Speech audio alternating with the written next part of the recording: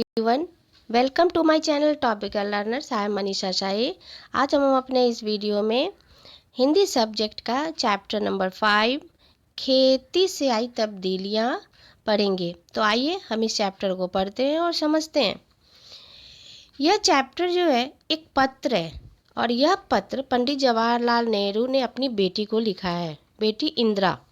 ठीक है, तो सबसे पहले पंडित जवाहरलाल नेहरू जी के बारे में जो कुछ परिचय है वो मैं दे दूं।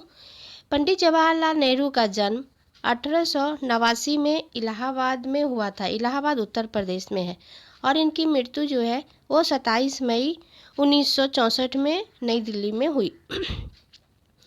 पंडित जवाहरलाल नेहरू जो है वह स्वतंत्र भारत के प्रथम प्रधानमंत्री। पंडित जवाहरलाल नेहरू जो है वो चिंतक भी थे, वक्ता, लेखक और विचारक थे। नेहरू जी ने आधुनिक भारत के निर्माण में महत्वपूर्ण भूमिका अदा की है। इनको विज्ञान और प्रौद्योगिकी विकास को भी प्रोत्साहित करने का श्रेय इनके ऊपर आया है। ठीक है, पंडित जवाहरलाल नेहरू जिनको हम चाचा नेहरू के नाम से भी जानते हैं। ठीक है, अब यह जो और इनकी जो कुछ कृतियां हैं वो मैं आपको बता रही हूँ। एक आत्मकथा, दुनिया के इतिहास का स्थूल दर्शन, भारत की खोज, पिता के नाम पुत्री के नाम, ये सारी जो कृतियां हैं उन्होंने लिखी हैं। ठीक है, अब इस जो पत्र में उन्होंने क्या लिखा है वो मैं बता रही हूँ। उन्होंने इस पत्र में बताया है कि इस पत्र में उन्होंने बताया है कि मतलब आदि मानव जो थे, ठीक है, आदि मानव मतलब क्या कि पहले के जो मानव थे वो उनके रहन सहन का तरीका कैसा था। मनुष्य ने खेती करना सीखा और धीरे धीरे सभ्यता का विकास हुआ और साथ ही मानव समाज में जो चारों तरफ अमीरी और गरीबी जो फैली है और जो बचत प्रणाली है उसका भी इन्होंने इस पत्र में वर्णन किया है और प्रकाश डाला है उस पर। ठीक है, तो आइए हम चलते हैं अब उनके पत्र की तरफ। तो देखिए, पंडित जवाहरलाल नेहरू जो है वो अपनी बेटी इंदिरा को पत्र लिख रहे हैं। प्रिय बेटी इंदिरा, हमने पिछले खत में मैंने कामों के अलग अलग किए जाने का कुछ हल बतलाया था। बिल्कुल शुरू में जब आदमी सिर्फ शिकार पर गुजर बसर करता था, काम बटे हुए न थे, हर एक आदमी शिकार करता था और मुश्किल से खाने भर को पाता था। सबसे पहले मर्दों और औरतों के बीच में काम बंटना शुरू हुआ होगा। मर्द शिकार करता होगा और औरत घर में रहकर बच्चों और पालतू जानवरों की निगरानी करती होगी। तो उन्होंने यहाँ लिखा है कि पहले जो है किस ढंग का काम होता था। तो पहले जो है औरत और मर्दों वो दोनों के बीच में जो है काम बटा होता होगा। तो मर्द जो है वो शिकार करते होंगे और औरत जो है वो घर का काम संभालती होंगी। अब है, जब आदमियों ने खेती करना सीखा तो बहुत सी नई नई बातें निकली। पहली बात यह हुई कि काम कई हिस्सों में बट गए। कुछ लोग शिकार खेलते और कुछ खेती करते और हल चलाते। जो जो दिन गुजरते गए आदमियों ने नए नए पेशे सीखे और उनमें पक्के हो गए। ठीक है, तो उन्होंने कहा इंदिरा से कि जब पत्र में लिखा कि जब आदमी जो है खेती करना सीखा, पहले शिकार करता था, उसके बाद आदमियों ने खेती करना सीखा। तो जब खेती करना सीखा तो बहुत सी नई नई बातें सामने आई। ठीक है, पहली बात यह हुई कि आदमी कई हिस्सों में बट गए और कुछ लोग शिकार खेलते और कुछ खेती करते थे, हल चलाते थे। और ज्यों ज्यों दिन बीतते गए आदमियों ने नए नए तरीके सीखे और उनमें वो पक्के हो गए। ठीक है, खेती करने का दूसरा अच्छा नतीजा यह हुआ कि गांव और कस्बे बने, लोग इनमें आबाद होने लगे। खेती के पहले लोग इधर उधर घूमते फिरते थे और शिकार करते थे। उनके लिए एक जगह रहना जरूरी नहीं था, शिकार हर एक जगह मिल जाता था। इसके सिवाय उन्हें गायों, बकरियों और दूसरे जानवरों की वजह से इधर उधर घूमना पड़ता था। इन जानवरों के चराने के लिए चारागाहों की ज़रूरत थी। एक जगह कुछ दिनों तक चरने के बाद जमीन में जानवरों के लिए काफ़ी घास पैदा नहीं होती थी और सारी जाति को दूसरी जगह जाना पड़ता था। मतलब कि जिस समय में लोग खेती नहीं करते थे, शिकार करते थे, तो उस समय जानवर चराने के लिए चारागाहों की ज़रूरत होती थी जो नहीं मिल पाते थे। ठीक है, तो समस्याएं होती थी, लोगों को शिकार करना पड़ता था। लेकिन जैसे जैसे लोगों ने खेती करना सीखा, ठीक है, तो क्या हो गया ना कि लोग बहुत गांव बन गए, कस्बे बने, ठीक है, और इनमें लोग एक जगह रहने लगे, ठीक है, और खेती से उन लोगों का धीरे धीरे जो है जीवन होने लगा। उसके बाद है, जब लोगों को खेती करना आ गया तो उनके ज़मीन के पास रहना ज़रूरी हो गया। ज़मीन को जोत बोकर वे छोड़ नहीं सकते थे, उन्हें साल भर तक लगातार खेती का काम लगा ही रहता था, और इस तरह गांव और शहर बन गए।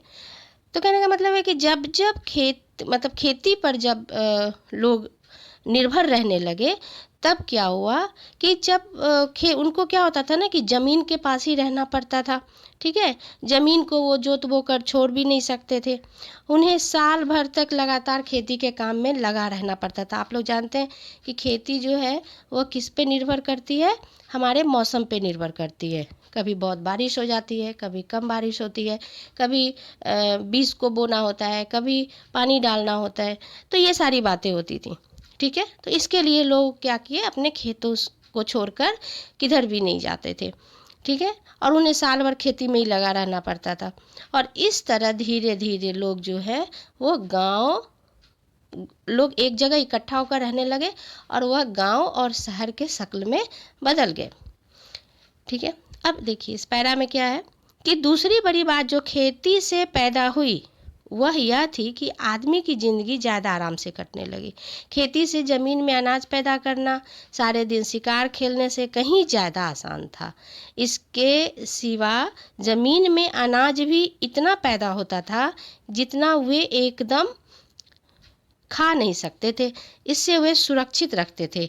एक और मज़े की बात सुनो, जब आदमी निपट शिकारी था तो वह कुछ जमा न कर सकता था, या कर भी सकता था तो बहुत कम, किसी तरह पेट भर लेता था। मतलब कहने का मतलब है कि जिस समय में लोग शिकार करते थे तो क्या होता था कि उस शिकार करने से ना उन्हें कोई पैसे मिलते थे, ठीक है, ना वो कुछ जमा कर पाते थे। लेकिन जब वो खेती करने लगे तो ऐसा होता था कि जब फसल उपजाते थे तो बहुत सारी फसल होते थे, बहुत मात्रा में होते थे, तो लोग खाते भी थे और सुरक्षित भी रखते थे, और उनको बेचकर उन्हें पैसे भी मिलते थे। तो धीरे धीरे लोगों का जीवन जो है वह सुधरने लगा। उनके पास बैंक न थे जहां वह इतने रुपए और दूसरी चीज़ें रख सकता। उसे तो अपना पेट भरने के लिए रोज़ शिकार खेलना पड़ता था। खेती से उसे एक फसल में ज़रूरत से ज़्यादा मिल जाता था, अतिरिक्त खाने को वह जमा कर देता था। मतलब जब खेती करना शुरू किया आदमियों ने, तो क्या हुआ कि उनको बचत भी गई, और वो बचत करने लगे। जो भी अनाज बचता था उनकी ज़रूरत के बाद उसे वो बेच देते थे, और बेच के पैसे जमा करते थे। लेकिन जिस समय में वो शिकार करते थे तो ना उस समय बैंक होता था और ना उनकी कुछ बचत होती थी, और वो सिर्फ और सिर्फ प्रत्येक दिन के शिकार पर ही उनका जीवन निर्भर होता था, ठीक है। तो लोगों के पास अतिरिक्त अनाज इसलिए हो जाता था कि वह उससे ज़्यादा मेहनत करते थे, और जितना सिर्फ पेट भरने के लिए ज़रूरी था। तुम्हें मालूम है कि आजकल बैंक खुले हुए हैं जहां लोग रुपए जमा करते हैं और चेक लिख कर निकाल सकते हैं, ठीक है। तो आप लोग भी देखते होंगे बैंक में क्या है, बैंक में हम लोग चेक डालकर ना पैसे निकाल सकते हैं, ठीक है। यह रुपया कहाँ से आता है, अगर तुम गौर करो कि तुम्हें मालूम होगा कि यह अतिरिक्त रुपया है, यानी ऐसा रुपया जिसे लोगों को एक बारगी खर्च करने की ज़रूरत नहीं है, इसे वे बैंक में रखते हैं। वहीं लोग मालदार हैं जिनके पास बहुत सा अतिरिक्त रुपया है, और जिनके पास कुछ नहीं वे गरीब हैं। अगर तुम्हें मालूम होगा कि यह अतिरिक्त रुपया आता कहाँ से है, इसका सबब यह नहीं है कि आदमी दूसरे से ज़्यादा काम करता है और ज़्यादा कमाता है, बल्कि आजकल जो आदमी बिल्कुल काम नहीं करता उसके पास तो बचत होती है, और जो पसीना बहाता है उसे खाली हाथ रहना पड़ता है। कितना बुरा इंतज़ाम है। बहुत से लोग समझते हैं कि किसी बुरे इंतज़ाम के कारण दुनिया में आजकल इतने गरीब आदमी हैं। मतलब जो गरीब आदमी है उसके पास क्या है, उसके पास पैसा नहीं है, वो बैंक में जमा नहीं कर सकता, ठीक है। अभी शायद तुम यह बात समझ न सको, इसलिए इसमें सिर न खपाओ, थोड़े दिनों में तुम इसे समझने लगोगी। इस वक्त तो तुम्हें इतना ही जानना पर्याप्त है कि खेती से आदमी को उससे ज़्यादा खाना मिलने लगा जितना वह खा नहीं सकता था। यह जमा कर लिया जाता था। उस जमाने में न रुपए थे न बैंक। जिनके पास बहुत सी गाय, भेड़े, ऊंट या अनाज होता था वे ही अमीर कहलाते थे। मतलब जिस समय में लोगों ने सीखा, उस समय में अमीर कौन होता था? तो उस समय में अमीर वही होता था जिनके पास गाय थी, भेड़े थी, ठीक है, ऊंट होता था, बहुत सारा अनाज होता था, ठीक है, तो वे लोग अमीर कहलाते थे। हाँ, क्योंकि वो लोग खेती करते थे और उनके पास में ये सारी चीज़ें जो है वो जमा होती थी, ठीक है।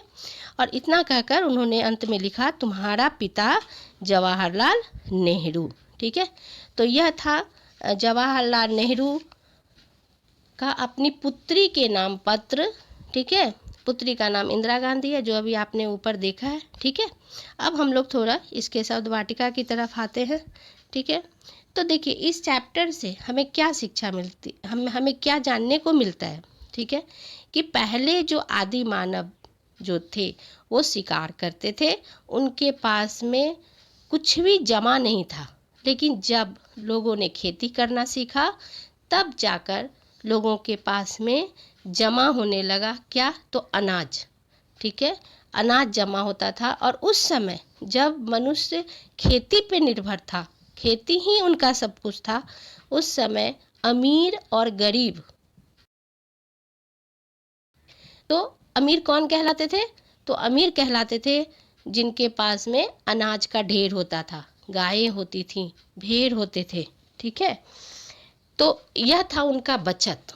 हाँ, तो ठीक है, अब हम लोग इसके थोड़े शब्द वाटिका की तरफ आते हैं। कस्बा, कस्बा का मतलब होता है गांवों से बड़ी और शहर से छोटी बस्ती, ठीक है। चारागाह, चारागाह मतलब जानवरों के चरने की जगह, जहाँ जानवर चरते हैं उसको चारागाह कहा जाता है। यहाँ दो, इस पत्र में 3 मुहावरे प्रयोग किए गए हैं। कौन कौन? खाली हाथ रहना, खाली हाथ रहना मतलब पास में कुछ न होना, ठीक है। सिर खपाना, सिर खपाना मतलब बहुत बुद्धि लगाना। पसीना बहाना, पसीना बहाना मतलब कड़ी मेहनत करना। तो देखिए क्या होता है ना, कभी कभी आप लोगों को जैसे क्वेश्चन पूछे जा सकते हैं कि मुहावरे का अर्थ लिखो और उनका वाक्य में प्रयोग करो, ठीक है। तो जब हम वाक्य में प्रयोग करेंगे तो यह जो है सेंटेंस, मुहावरा जो है सेंटेंस को और भी सुंदर बना देता है, ठीक है। तो आप इस मुहावरे का प्रयोग करके वाक्य भी बना सकते हैं, ठीक है। तो यहाँ यह चैप्टर जो है कंप्लीट हुआ। आई होप आपको यह टॉपिक अच्छे से समझ में आ गया होगा। और अगर आपने इसे अच्छे से समझ लिया है और अच्छे से आपने इसको मतलब आपको यह चैप्टर अगर अच्छा लगा है वीडियो, तो एक लाइक कर दीजिएगा और सब्सक्राइब कर दीजिएगा, और साथ में बेल आइकन बटन को भी प्रेस करना मत भूलिएगा, ताकि मेरे आने वाले वीडियोज़ के नोटिफिकेशन आपको समय समय पर मिलते रहेंगे। और साथ में कमेंट ज़रूर लिखिएगा, ठीक है। फिर चलिए मिलते हैं हम अपने अगले वीडियो में एक नए टॉपिक के साथ। तब तक के लिए बाय।